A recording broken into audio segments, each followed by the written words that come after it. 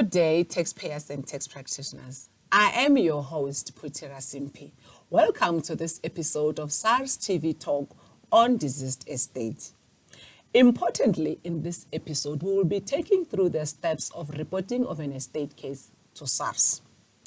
To take us through this process, we have the estate expert with us here, Marinda Thompson, who will take us through these steps, especially on the different channels to use when reporting an estate, and also the important documents that one needs to submit to SARS. Hi, Marinda. Thank you so much for joining us in this session. First of all, Marinda, just please share with us, when must the death of a taxpayer be reported at SARS? Hi, Puti. Thank you for inviting me to clarify on estate matters. Deceased estate needs to be reported in all instances as soon as the death certificate and the letter of executorship is available. The following channels can be used to report the estate. On our SARS website, report a new estate, and if this channel will be used when the income tax reference number is available. If you do not have the tax reference number, then you will use for tax practitioners, PCC at sars.gov.za, and for taxpayers, contact us at sars.gov.za. And also remember, you can make an appointment at the SARS office, but remember you must make an appointment when you visit the SARS branch. Oh, okay. Thank you, Marinda. And secondly, Marinda, please do share with us what specific documents are required to report the deceased. A death certificate and a letter of executorship as soon as that became available. The certified ID copies of the deceased and the executor. And also remember, you can appoint an agent, and then we will use the information of the agent, the inventory, the last will and testament, as well as the estate duty return.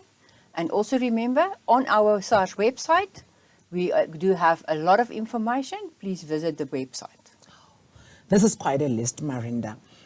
Please do share, why is it important for the executor to submit all these documents? So it's important because we link the deceased estate reference number with the executor.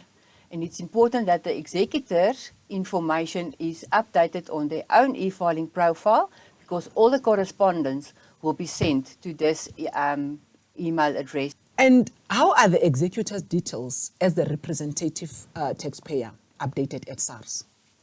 Tax representative, taxpayer, step into the shoes of the deceased. And it's important that that the executor's profile is linked to the deceased profile.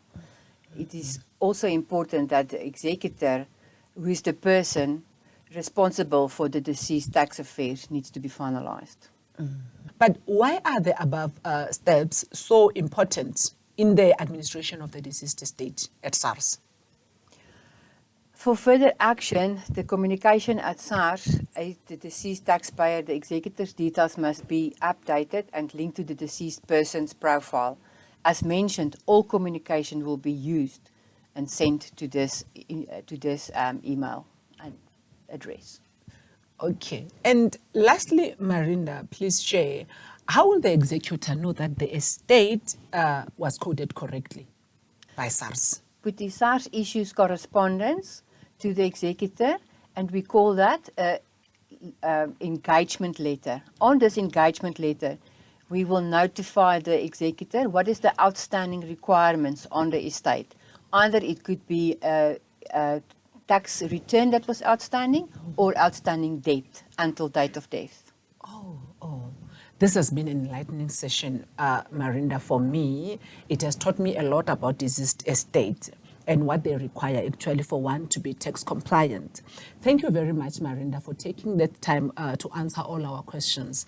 And no doubt, this will definitely help our taxpayers and our tax practitioners in order to be tax compliant, and it will provide more clarity and certainty when reporting the estate cases at SARS. For more information on deceased estate, please do visit the SARS website on www.sars.gov.za.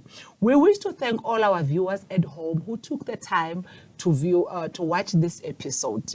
This episode and all the others will be available on the SARS TV on the YouTube channel.